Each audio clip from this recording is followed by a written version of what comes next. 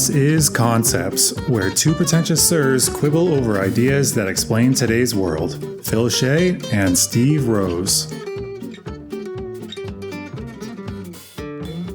My name is Phil Shea. I am writing for makeaskillcheck.com, and you can find more writing by me at hittingeject.com. Steve? My name is Steve Rose, and you can find more about me at steverosephd.com, where I write about mental health and addiction.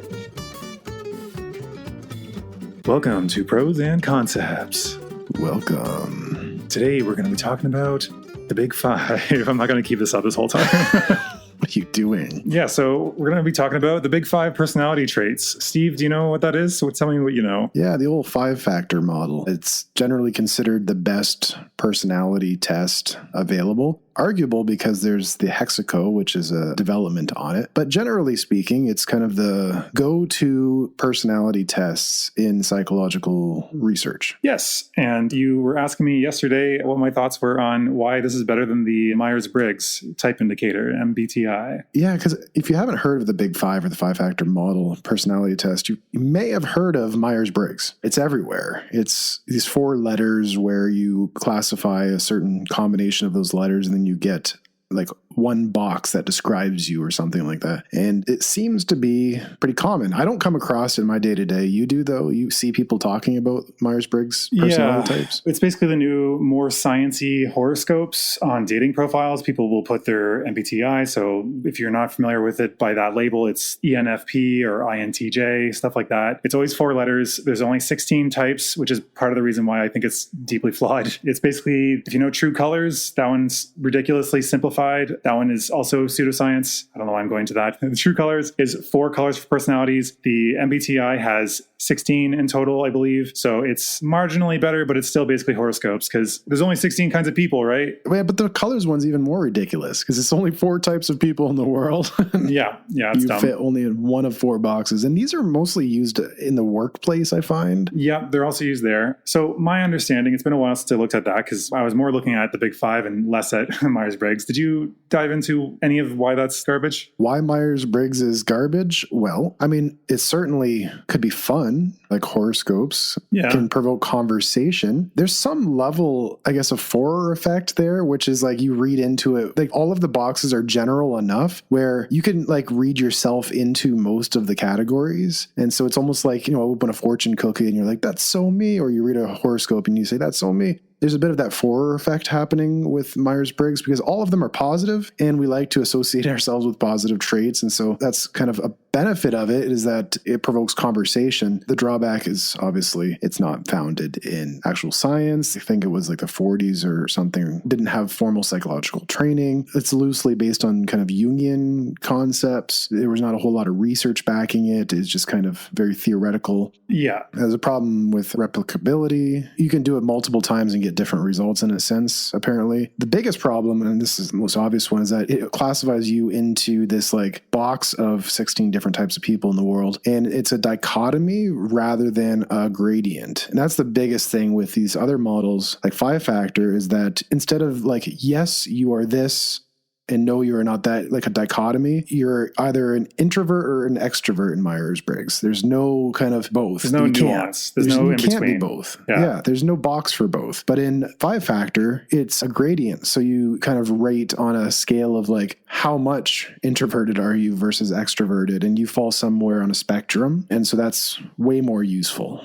Yeah, so the MBTI, as I understand it, it was made by 2 people. I think one of them was like the daughter of a psychologist. I think it was, if I remember correctly, it was 2 women that made it. And they were quite capitalistic. They patented it and they went around and promoted it everywhere and were aggressively trying to sell it as a service, which is why it became more popular from my understanding, because they had the profit motive behind it. They kept pushing and pushing and pushing to get this thing everywhere. Kind of like True Colors. They're both patented things that you have to get like certification, I think, to actually run. I mean, I guess you still do for the Big Five to be like a licensed psychologist to sort it out, but I don't think it's patentable, and it's just like a model, a scientific model. So anybody can basically use it, the Big Five, but not everybody can use the Myers-Briggs, which actually makes it so people have an incentive to go out there and sell it. Yeah. Apparently it makes like $20 million a year.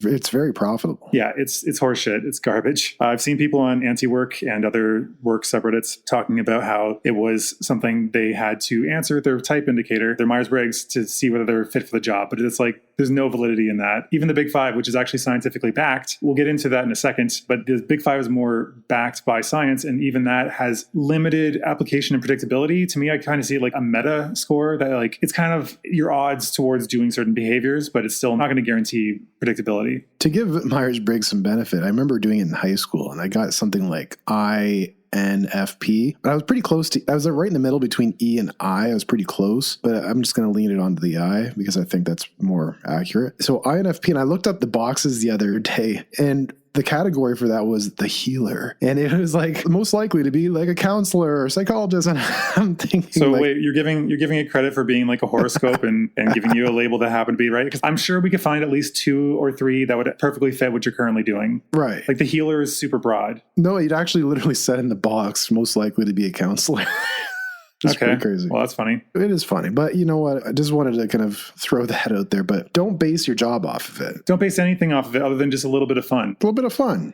Yeah. Why not? I don't personally have a qualm with these things because as I see it today, we have a problem of authority and people being willing to just do their own research when they have no qualifications. And that can lead them astray down to like the establishment is lying to you, which is like the first step you need to become pulled into a cult or pulled into the alt-right or whatever. So I feel like these things can be kind of playing with fire. But anyway, that's basically all I have to say about the Myers-Briggs. It's trash. Don't use it. And here's a better thing. Yeah. If you want to have a little fun, do the better thing. Why not? Yeah, because this is going to actually be a bit more accurate. Though you're not going to have a box. It's going to be a sliding scale from 0 to 100, I believe, for each of these traits. And it's going to be a standard distribution for each of them. Yes, not as exciting as a box. Right. So to define that, a standard distribution is one where most people are going to land around the 50th percentile, right in the middle. It's going to be a bell curve in representation. So it goes from very low at the bottom end, reaches its peak at 50, and then goes back down gradually by 100. So that's going to be all of these. Very few people are going to be 100 on any of these factors or 0. Most of us are going to land between probably 35 and 65. But yeah, you can assess yourself to some loose degree. It's not that hard. And to me, I think it can be useful for thinking about designing characters or thinking about the type of person you want to hire. It's again going to be something that is broad and not super predictive, but we'll get into it. All right. You ready? Yeah. Okay. So I'm not going to go into the history of this too much because it's long and storied. In short, a ton of research is backing it, apparently. Yeah, there's a lot of research backing it. There's been a lot of different people that have come to similar criteria, and they end up basically correlating with these 5. They've tried to increase it to 6, like Hexaco. We'll get to that in a bit, but to finish that point, people have tried to figure out whether there's 4 traits or 6 traits or 7 or any number, but they typically seem to land roughly around 5. And then they kind of broke them down into 2 subsets for each. So to remember it, there's an easy mnemonic called OCEAN. So openness to experience is the first one. I'll elaborate in a bit, but first we'll say openness to experience, conscientiousness, extroversion, agreeableness, and neuroticism. A point on that last one, it should really be emotional stability because all the other ones are the presence of something, a positive trait, whereas neuroticism is the lack of something. But it's easier for spelling a mnemonic. So, and the Hexaco does a revision on that particular trait and calls it emotionality. Okay, I thought it was emotional stability, but that also works because they're basically the same thing. All right, so openness to experience. Like Wikipedia is actually pretty comprehensive on this. I think that gives you a great overview. You can also find some free tests online. But like I said, you can kind of assess yourself, ask your friends, am I more or less of this? And you have to probably define it for them than you, for instance. Like we can talk about you and I if you want while we do this. So openness to experience is a general appreciation for art, emotion, adventure, unusual ideas, imagination, curiosity, and variety of experience. And where do we both fall on this one?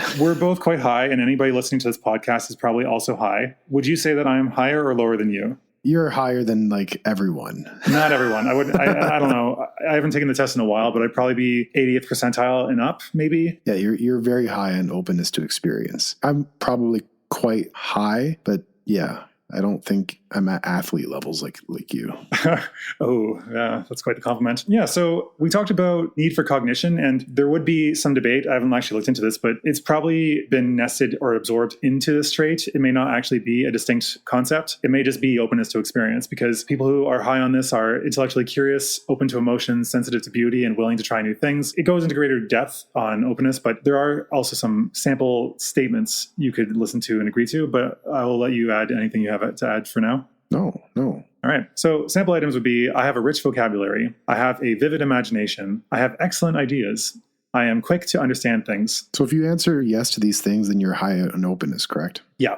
These seem like they're positive. The reversed ones, the ones that if you say yes, it actually lowers your score, would be I have difficulty understanding abstract ideas. I am not interested in abstract ideas, and I do not have a good imagination. Right. And so I guess in terms of this model, we're not saying that being high on this is necessarily good or bad. It just is, right? Yeah, I guess society kind of says that it's better to be higher on these things a lot of the time, which is why people argue that neuroticism should be flipped and made to be emotional stability or whatever, because the top end is what society tells us is better, though it's not necessarily true because, for instance, the drawbacks could be that you could be more pulled into cults maybe or extremism, because like if you look at actual extremists like Al-Qaeda and stuff, people that join that, they actually are our demographic. They are middle-ish class white men who are well-educated and actually quite intelligent. So intelligence doesn't necessarily insulate you from these things, which is why I think that playing with Myers-Briggs is playing with fire, because it's bringing you into an area where you may be led astray and your intelligence will not necessarily protect you because it can turn in on itself in that way. As well, I think being high in intelligence, this is not necessarily intelligence. I should say that each of these is broken down into two subcategories. So openness is broken down to intellect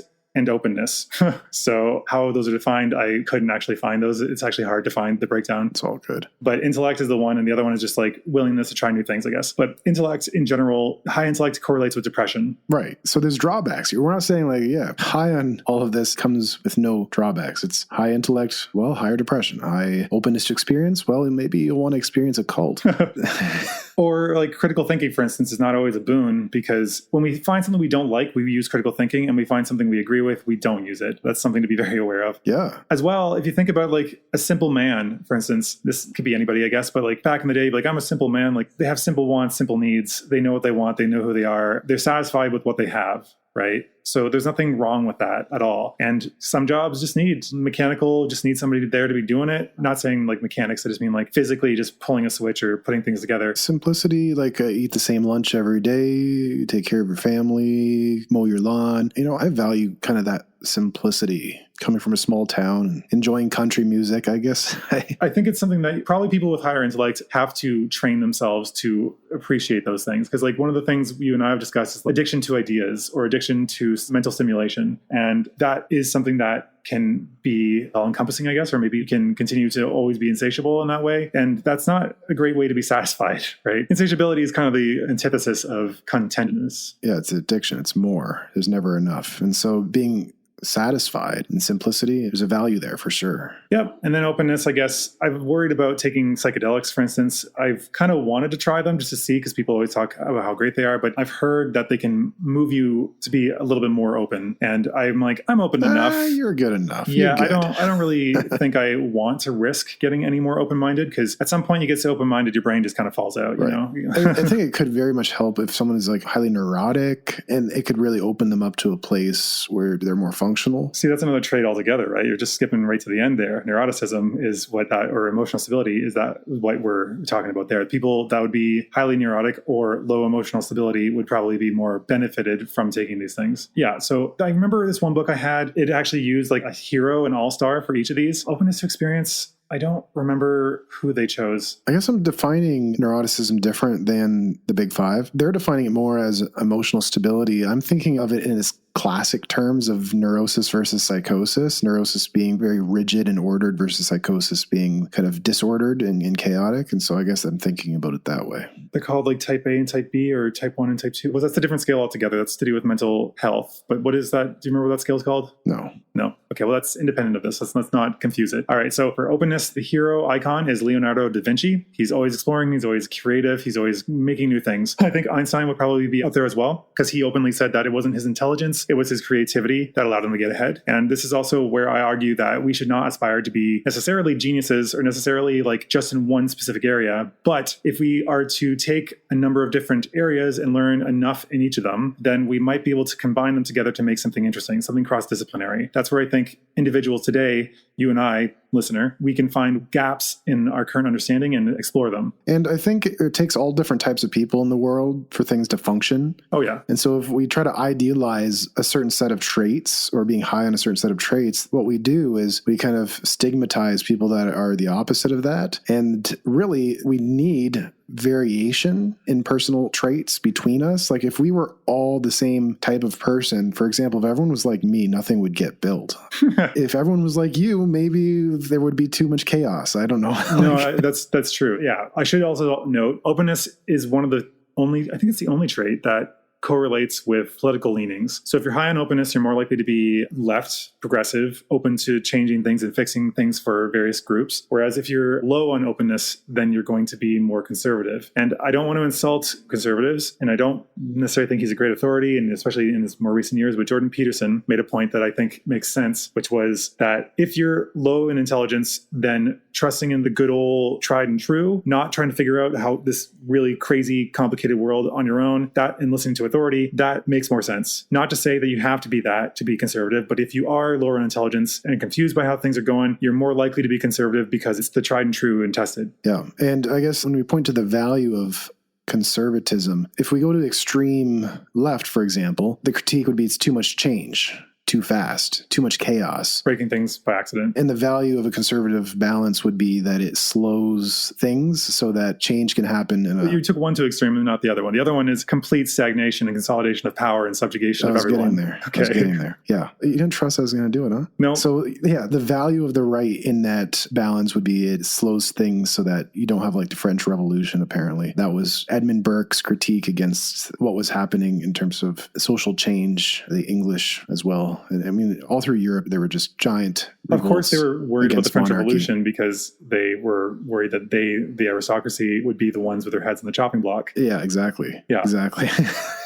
So they wanted to preserve themselves. Which is how they invented capitalism, Yay. Which they saw as a new way of being a feudal order. Some of them actually applauded that. And so to your point before, yes, the critique of the right would be too much stagnation and absence of change, and the benefit of the left in that would be pushing for change and flexibility. Yes, and so that relates to openness, and that's how we extrapolated it to kind of politics. Right, yeah. I'll also recap all these at the end because it's got some interesting ones in this book. This book, if you're interested, it's called Snoop. It's about a guy who used the Big Five to see what you could determine by looking at people and looking at their living spaces. It's a really interesting book. I mean, it's got the same issues of all psych research from this era, which is that it's mostly focused on undergrads. But they had undergrads go into dormitories, and even with the people knowing they were coming, and had them assess what they thought the traits of the occupant were without even seeing the occupant. And it's really interesting. It goes in depth on that. I don't have the book with me. I have a kind of PDF that does a summary, but it's interesting to see what you can tell. So anyway, moving on. Next one is conscientiousness. Steve, do you want to help us define that, or do you want me to go ahead? My understanding of that is it's kind of your attention to detail, how kind of structured you are in terms of doing things the right way versus kind of being messy. It kind of sounds a little bit like openness versus not, but it's different. Can you define the difference there? Openness is whether you are interested in new ideas and trying new things or not, and how intelligent you are, broadly speaking. And conscientiousness is more about showing up prepared, showing up on time, being orderly, being industrious. Because like that one actually does break down into two. Like I said, for all of them, they do. This one breaks down to industriousness and orderliness. So I would classify myself as high in industriousness, but I've had to fight to be more orderly. I'm more messy by nature, and over time I've trained myself to be more orderly. Like industriousness means like if you take somebody who's high on industriousness and you stick them in the woods, they'll just be chopping wood all day. They'll be preparing everything. They'll be constantly doing work and finding things to do that would be useful, not just lazing about. Versus someone who's low on conscientiousness and particularly industriousness, they'll just be kind of relaxing. Yeah, they'll relax. They'll be more happy just kind of doing nothing, just chilling and socializing. I find that I can have like a vacation for maybe a month and then I go nuts. I just can't stand doing nothing. Even that, probably 2 weeks of doing absolutely nothing, no work at all. I will be like I gotta start doing something. How about you? Well, for me, I kind of am always doing something.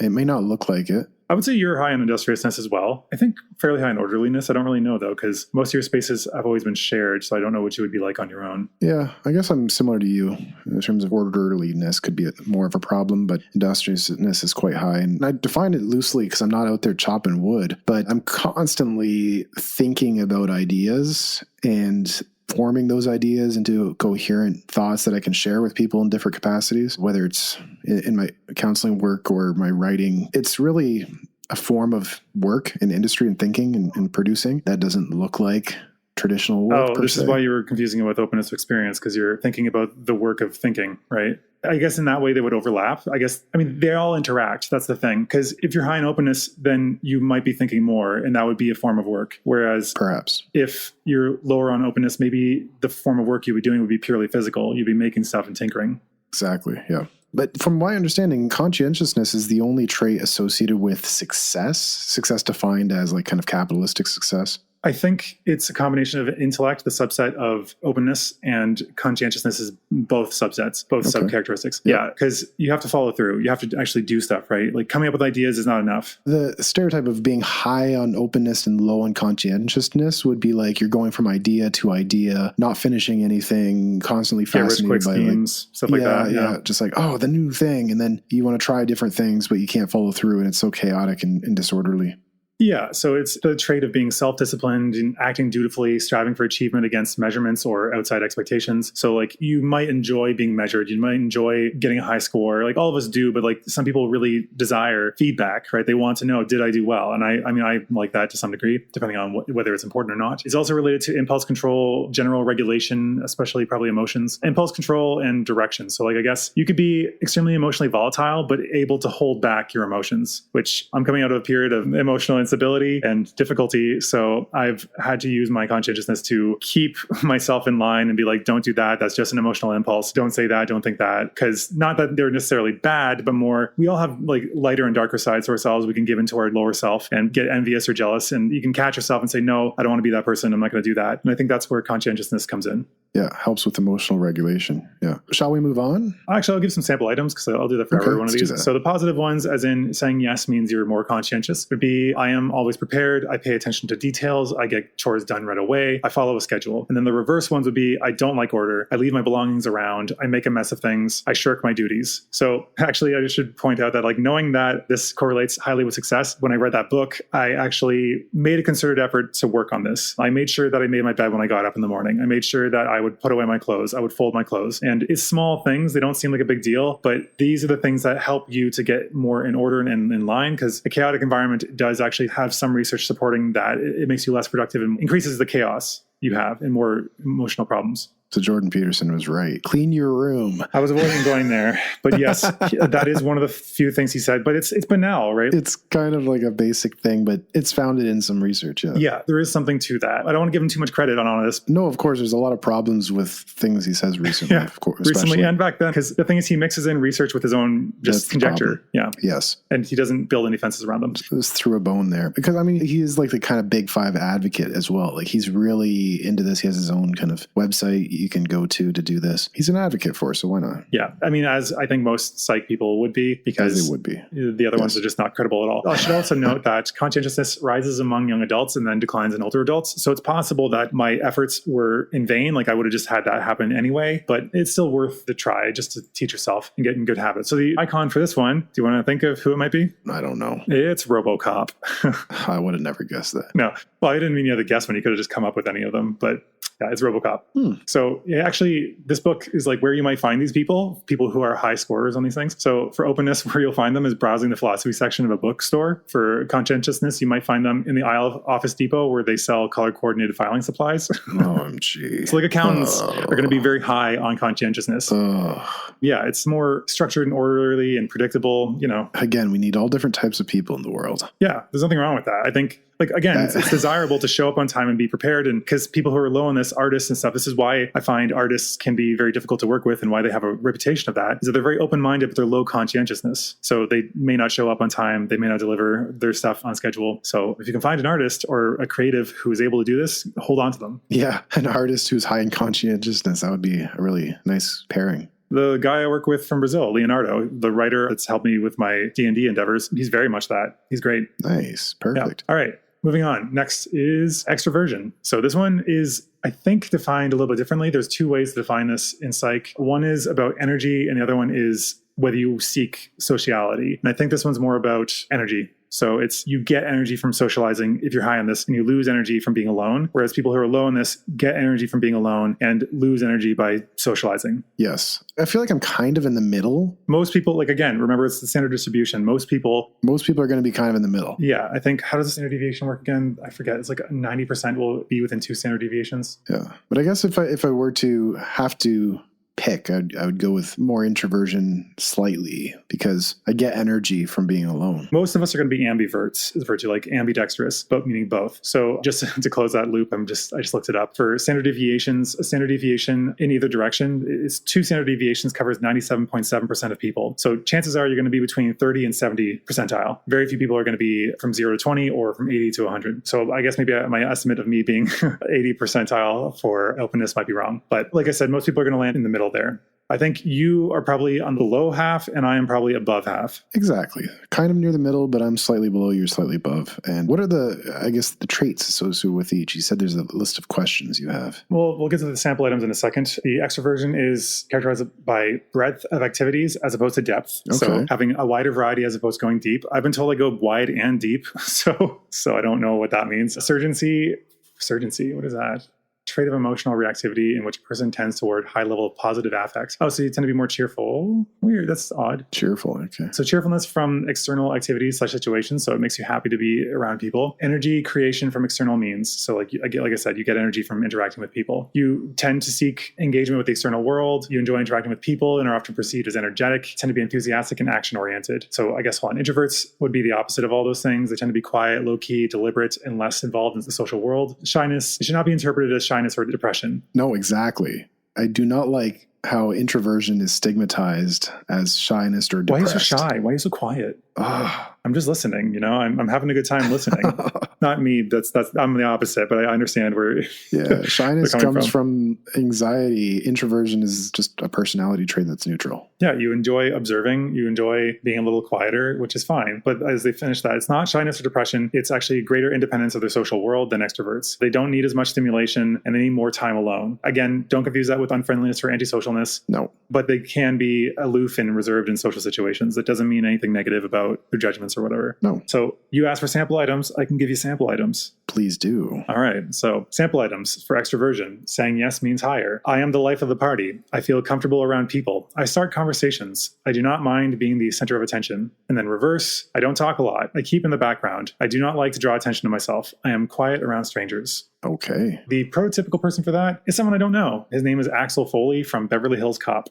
What? Why did they pick some random person that's not very popular? Beverly Hills Cop, I think, was a big show maybe in the 90s. I've never even heard of that show. Yeah, but your experience is not the universal experience, Steve. The author clearly thinks that this is a famous character. Like RoboCop, like he's picking dated characters. Like the next one for agreeableness, the person is Fred Rogers, Mr. Rogers. Again, these are people that were popular back in the day. So clearly this person is older. Yep, clearly. Can you think of a better, more popular representation of extroversion? Probably a comedian, or no, maybe not. Comedians actually tend to be introverted when they're off stage. Probably salespeople. Our friend Karen, she's not famous, so that doesn't help. Not. Oh yeah, that does not help at all. More famous, and you pick our friend. Okay, maybe Russell Brand. Oh yeah, Russell Brand, yeah. Even though he's a bit of a kook a bunch of the time now, but he's super high in openness, probably. Too much, I would say, yeah. Maybe low in conscientiousness and very high in extroversion. Yes, yeah, we can say that about him. See, like this is the kind of thing you could do. It doesn't mean that much, but it's like, oh, interesting. Like you can see these things in everyone. Yeah, you can see these things in people, yeah. Where you would find this person is at the center of the party. As opposed to the periphery. Yes, as opposed to being a wallflower. So next up is agreeableness. So this one I've heard Peterson again. This is from him, but I'll get to that in a second. First, let's define what it is. Do you want to take a little gamble at that? Pretty much if you're high in agreeableness, you don't like to make waves or engage in conflict. It's pretty much that. Generally speaking. That's my definition as well. I think they go astray. So first, let's define agreeableness. We can say disagreeableness is just being low on this trait. So agreeableness is a general concern for social harmony, getting along with others, considerate, kind, generous, trusting, and trustworthy, helpful, and willing to compromise their interests with others. So if you say, hey, I understand you asked for this, but like I can't do that. Can you do this? And they just say no. They're probably low on agreeableness. Yeah. So the problem with low agreeableness is you can be confrontational. And the problem with high agreeableness is you don't know how to say no and you're like burned out. You self-sacrifice too much. So agreeableness sounds good and generally is for social cohesion, getting along. But the thing is, you might not stand up to authority. You might not fight for the downtrodden. You might be walked all over. And to the extreme, you might not even know what you want. Yes, exactly. And that's kind of at the highest level. It can become kind of like codependence, and you sacrifice all of your personal needs for whatever you're called to do because you can't say no. Yeah. You lose yourself. And so that's a problem with high agreeableness. Yeah. So this one it's kind of tricky though, because like the point I was alluding to with Peterson was he suggests that this is kind of like being a mother hen, like you want to protect everyone that's in your in-group. But this is where I think it might be his conjecture because I've never come across this anywhere but him. So take this with a heap of salt because he goes off the rails sometimes. Or a grain of salt. No, a heap. Okay. He says that it's also anybody outside your social circle is a snake that needs to be trampled and destroyed. That doesn't sound like somebody that's high agreeableness to me. So I don't feel like but that's why I think it's so strange you would define it that way. Yeah, he's like, oh, you're very agreeable to people in the in-group, but anybody outside, no. But that's not true. Like, of the people that I know that are high in agreeableness, they are like that with everybody. Everybody, yeah. Yeah. So I think he's wrong on that. I've never seen selective agreeableness like that. No, I think he's wrong. Because he says that about like social justice people, which has become like a slur, but people that fight for the rights of everybody is what that word translates to. Saying that they're high agreeable for in-group? Yes, they're high agreeable. Their empathy is what leads them to that position, but then they're like really caustic and mean to outsiders. I don't think that's true. I think that both groups, both high and low agreeableness people are in movements, and the low agreeableness ones are the ones that are most visible because they're the ones making waves. Exactly. Yeah, I think he twisted the narrative on that one. Wow. Of course, he's flattened a lot of the nuance in his opponents a lot of the time. I mean, I could be accused of that with conservatives. I try to understand where they're coming from. I just simply don't agree. Right. So disagreeable people, it does also point out, and this is where I think I don't like this taxonomy, this categorization, is that disagreeable people place self-interest above getting along with others. I think that's wrong. I would argue that you don't place harmony above sorting out problems. That's where I would put it, because Hexaco tries to do this. Hexaco is a competing model with this. It's the exact same, but they changed some of the words slightly to spell the word Hexaco, and they added in humility as a trait. That's what the H is. Yeah, exactly. There's a few other things they try to say it was, but it's like a morality clause to it, which I don't think is necessary. But this also is correct that the Big Five doesn't address morality. But I think for me, low agreeableness can still be a good thing. It's actually very useful if you're able to get in people's faces that need it. Like oppressive people that are the boot that's stepping on everybody, you need to get in those people's faces and do something about it. You can fight for people that are not yourself. You can use this selectively. Yeah, so you can be low in agreeableness, high in what the Hexaco would call humility, and then you are kind of advocating for the underdog, and so you're not necessarily acting in self-interest, you know? Yeah, but I wonder what that would be. Like the feeling for others, the feeling for others is agreeableness. So I guess by definition, I'm wrong. So ignore what I say. I think it should be different, but it's not. By this definition, feeling others' emotions, empathy in that way would be this. But we can look at the subcategories. Oh, here we go. Perfect. The subcategories make it clear. So compassion is the one, and the other one is politeness. So if you're high compassion, low politeness, that would be ideal. You will feel for other people and you'll fight for their cause when they are being beaten down. Yes. And you aren't just self-interested. Yes. Perfect. Yeah. So one's agreeableness positively correlates to the quality of relationships with one's team as a leader. It also positively predicts transformational leadership skills. So are you familiar with transformational leadership? No. Neither am I. I've explored it a little bit, but it's been like a decade. It's where a leader works with teams or followers beyond their immediate self-interests to identify needed change, create a vision to guide the change through influence, inspiration, and executing the change in tandem with commitment of members. So basically, it's helping people develop as well as more than just the immediate goals in front of you. Right. Although, actually, agreeableness is found to be negatively related to transactional leadership in the military. As it would be, yeah. Yeah, I guess that makes sense because like the military is authoritarian. In authoritarian systems, this is me kind of thinking on the fly. In authoritarian systems, it seems like high agreeableness will be a drawback. So corporate, military, where I tell you what to do and you friggin' do it or else, that's where disagreeableness is useful. But if we're talking a more anarchistic, democratic, working with people as equals model, where we're actually being good to the people involved and not just respecting them, I think being high agreeableness is more useful, where you're willing to talk to them and work through things together. Yeah, makes sense. So sample items. So these are the ones where you say, yes, you're higher on agreeableness. I am interested in people. I sympathize with others' feelings. I have a soft heart. I feel others' emotions. I make people feel at ease. Then the reverse, I insult people. I am not really interested in others. I feel little concern for others. I am not interested in others' people's problems. Yeah, I'm pretty high on agreeableness. Yes, I would say very much. I'm less agreeable than you. That's pretty clear. Yes, that's clearly established, yeah. And so Mr. Rogers. Yeah, he's the prototype. He's the archetype or prototype of this category. He's the best. Oh, Mr. Rogers is amazing. PBS. See, the government can do things well. Of course. That era of PBS was amazing. They had him, Bob Ross. Oh, Bob Ross. I think Sesame Street came from that. Mr. Rogers actually, you should look this up. I'll link it. But Mr. Rogers successfully petitioned the Senate or Congress, one or the other, to maintain the funding for PBS. He went up there and he gave a speech and actually successfully convinced legislators to do something, like to continue giving them money. If anyone should be a saint, it should be him. Yes. Yeah. Because like nothing's ever come out bad about him. I would be mortified if something finally did. I know. I'm just waiting. I'm like, but I'm hoping not, because like, this dark thing comes out, but like so far so good apparently. Yeah, he's one of the few. And I think a modern day one, which is a fictional character, would be probably Ted Lasso, I would say. That's a great show for what's called tonic masculinity, the reverse of toxic. Tonic, that cures and heals. Masculinity that cures and heals. Yeah, like it's not all bad. I think I'm happy with that being more popularized on the left, because the right hears toxic masculinity and thinks all masculinity bad. And no. There are positive forms. The left's critique is that certain forms of masculinity are toxic. Yes. Which is pretty...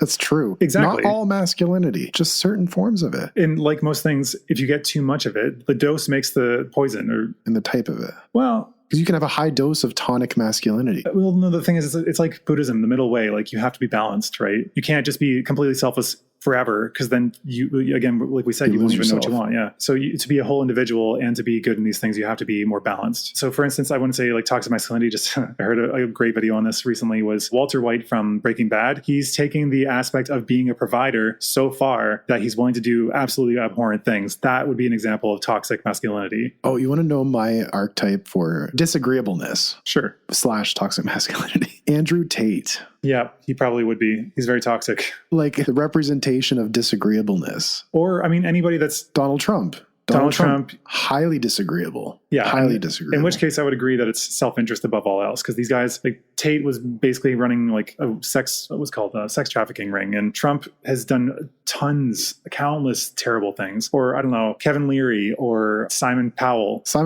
yeah. Cowell, that's it. So we're not necessarily saying it has to be, bad, because that would be in the hexacle model, the humility aspect of good and bad, like the morality aspect of it. But these are generally people who are just famous for being confrontational, straight shooter types. We're talking about their on-screen personas as well. Like, I don't know what they're like off, but I guess you could argue that it's morally compromising to do that. I've heard things that people have interacted with Trump personally, and he's like the most agreeable person at times. I think he's a friggin' like narcissist / psychopath. Of course he can turn on charm. And you'll come off as so charming and so smooth, and then you'll turn. If he thinks he can get something from you, of course he's going to be good. Exactly. Can't trust it. No, I think these people are not stupid. They're not going to just be like, you have power over me, so I'm just going to get in your face. But that's probably more related to intelligence, about whether you should or should not use your disagreeableness. And then your conscientiousness, can you stop yourself? This is what I'm talking about. Like, it's meta. It's odds, right? So if you're high on intelligence, low on conscientiousness, and low on agreeableness, you might mouth off to your boss when it's a really inopportune time. You might punch your landlord when you shouldn't do that, even though you know it's the wrong thing to do. That's how these things kind of interact. It increases the odds. Like me and you being high on openness to experience doesn't mean we're interested in literally everything. It just means that we're much more likely to be curious. Yeah, it's all statistical probabilities. And that's what I like about these actual scientific personality models versus, as we were talking about before, you fit into a box. Yeah. You are this. This is you all the time, no matter what the situation is. Because it doesn't leave room for, these are all probabilities. Yeah. Like if you're kind of in the middle, it's like you have an average probability of things happening versus more of a probability of things. So yeah. And I had a point and I forgot it.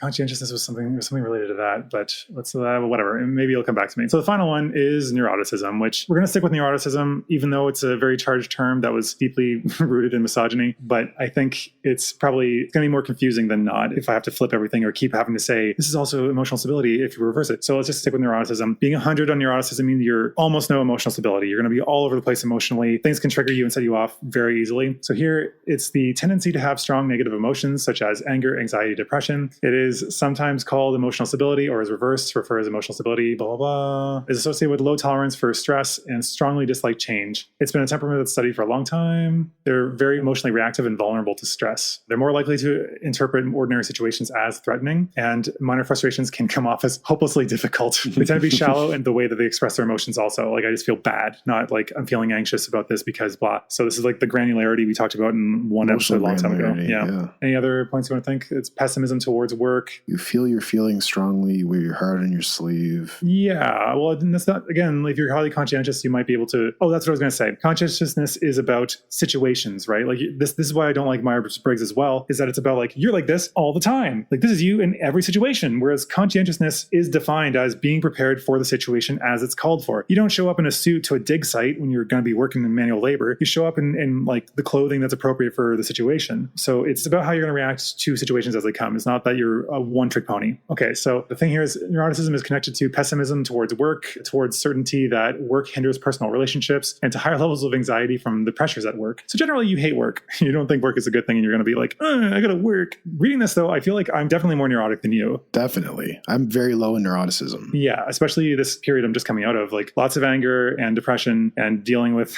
bad feelings. But like I said, my conscientiousness has helped me hold my tongue and just bear through it. But I think when it comes to work, I don't feel that way. Like I feel a lot of the time, like working here, it's been a lot of work fixing this apartment up. But to me, it's just like, well, I'm doing this now is what I have in my head. Like, I guess I'm doing this work right now. And it's just whether I feel like I have enough of my other needs met at that point. Yeah. What about you? I don't know. I think it depends on the job. Like these things are so contextual that if you have a great job, then maybe you don't feel that way. Like it's all context. Yeah, this one I feel like is going to be more susceptible to situation because I was in a really suboptimal situation and things just all kind of fell apart for a while. Yeah. So I wouldn't want to confuse personality and like situational stress because personality is kind of meant to look at innate characteristics that are generally stable from birth for an individual. Yeah. That's kind of what personality theory is all about. It's not supposed to change a whole lot. Some models allow for it to change more. I think this one does, like I said, I think it was conscientiousness. It does change with lifetime. It's low in young adulthood and low in older, like in elderliness. So they do seem to change over your lifespan. Whether that's to do with life circumstances, it's hard to say. I think neuroticism, though, it's the tendency, right? Like if you were put in like as bad a situation as I was just in, it's hard to know how you would react because I don't think I've ever seen you in that. Whereas I think given how bad things were, I think I handled it really well because like I didn't lash out at people. I didn't melt down any relationships. I didn't like destroy anything. You handled it well. Maybe you're not as neurotic as you think.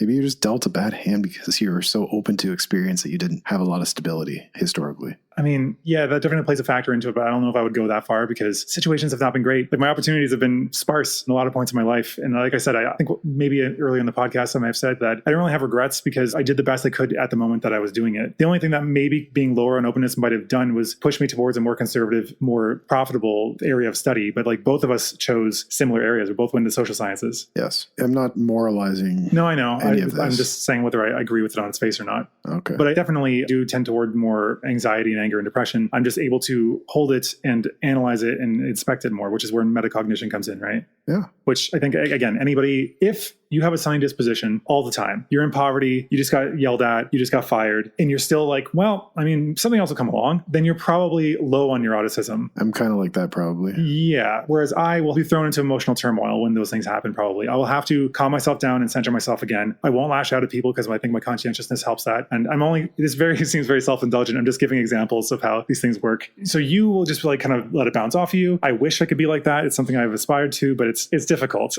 Yeah. Can we have some sampler items? Yes, we can. So the positive ones, aka this is where it gets confusing. If you say yes, then you're more neurotic, which means you're more likely to be emotional. So I get stressed out easily. I worry about things. I am easily disturbed. I get upset easily. I change my mood a lot. I have frequent mood swings. I get irritable easily. I often feel blue. And then the other ones reversed would be I am relaxed most of the time. I seldom feel blue. There's only two. Yeah. So I don't get stressed out easily, I would say. We don't need to go through this stuff for me. I feel like I've been self-indulgent We don't need enough. to psychoanalyze you anymore. Yeah. We've already done that in like episode 12, I think it was, where the transitional stress episode where we literally just did that. Yeah. Okay. So skipping that, I feel like I don't want to be too about me. Woody Allen is the avatar for this. Oh, yes. Yeah. Yeah. That's the one. So anxious, easily ruffled and upset, worried, moody. Where you find this person? Awake, tossing and turning in bed the night before an important meeting. Yeah. Yeah, I think I'm probably above the 50%, but I don't think I'm on the extremes. No, I don't think so either. And I think you're probably low. We're probably like at the 30 to 40 percentiles. I would put you pretty low. Something like that. Yeah. So what they might do, think again and again and again what his friend really meant by that remark. Okay, I can fix it. I think sometimes like that.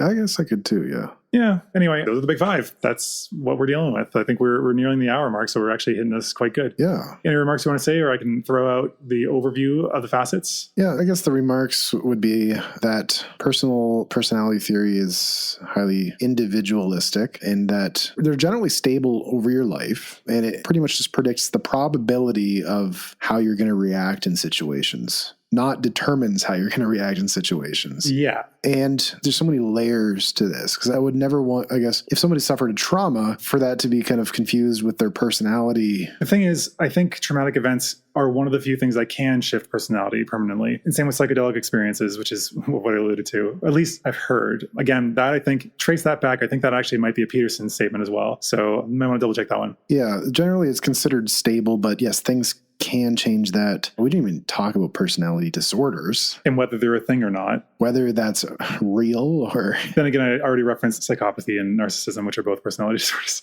And so we didn't even talk about, yes, the dark triad is another set of personality traits. We talked about the hexaco model and the H part of like humility. They say that it's a useful addition to the big five, because if you score low on pro-sociality or that humility aspect of hexaco, then it's an indicator that maybe we should try a dark triad personality test on that person to see if they're scoring high on the three factors of the dark triad, being psychopathy, narcissism, and Machiavellianism. And so those are personality traits that are considered very dangerous. And if you score low on the hexaco humility aspect, then you might score high on dark triad, just separate from big five. Pretty much, we're trying to make sense of people, and there's different models to do that.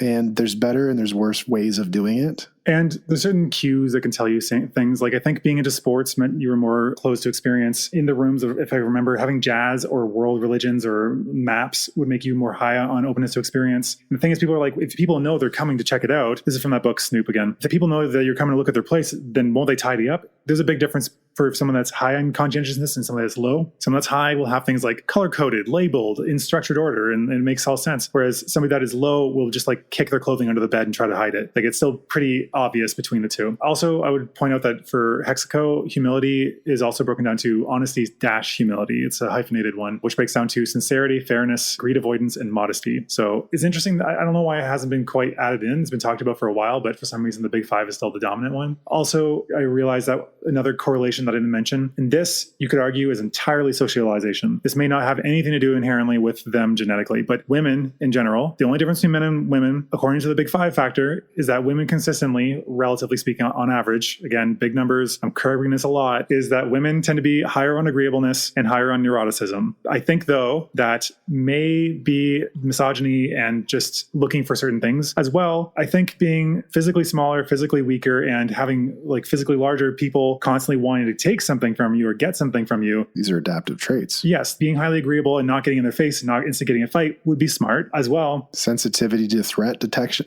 Yeah, and being more neurotic might make you be more averse to possible threats where you might be killed. So right, you're going to be sensitive to you're going to feel threats more, yeah. So I think even if we're not talking biology, just socialization and interacting in the world that we live in, those make sense. They're adaptive. Yes. Yeah. Yeah. We're not trying to say, again, one set of this is bad or good. It's just different. And so even if we were to take the neuroticism / emotionality factor, can we see some benefits in that? You pointed to one. High neuroticism? Yeah.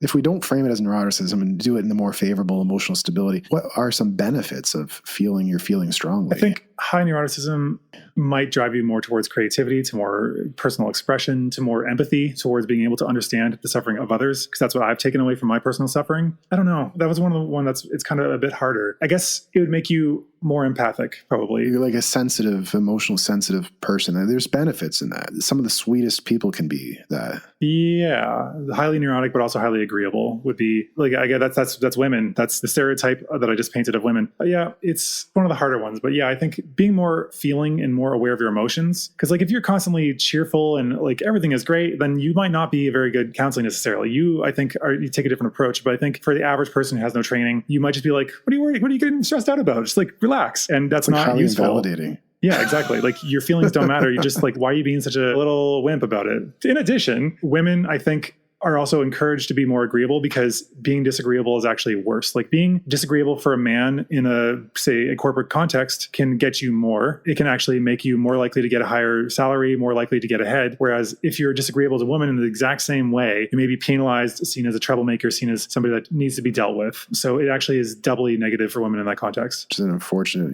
male bias, Yeah, and this is going gender binary, which I would love to see the research on trans people and how those things change with transition and hormone therapy, but I haven't seen it yet. So that's a summary. If you want to make compelling characters, like if you're writing fiction, then this would be useful to just briefly profile who this person is and how they'd interact with stuff. It's fun to just talk about this with your friends. If you want to understand yourself better than Myers-Briggs. Yeah. Also. That too. And also maybe knowing how to appeal to your boss, because you can see that they're highly neurotic. So like maybe giving them something that would be useful. Oh yeah. And signs of neuroticism in an environment would be motivational posters, emotional things that are to comfort them, like pictures of their family, for instance. Things like these are more likely, I think, maybe not the pictures of the family, but calming scenes, white noise, sounds of the beach, things like these, like things that help with emotional regulation. Those things are things that usually people higher in neuroticism will have. I didn't realize motivational posters are associated with neuroticism. Yep, at least according to that book. Okay, interesting.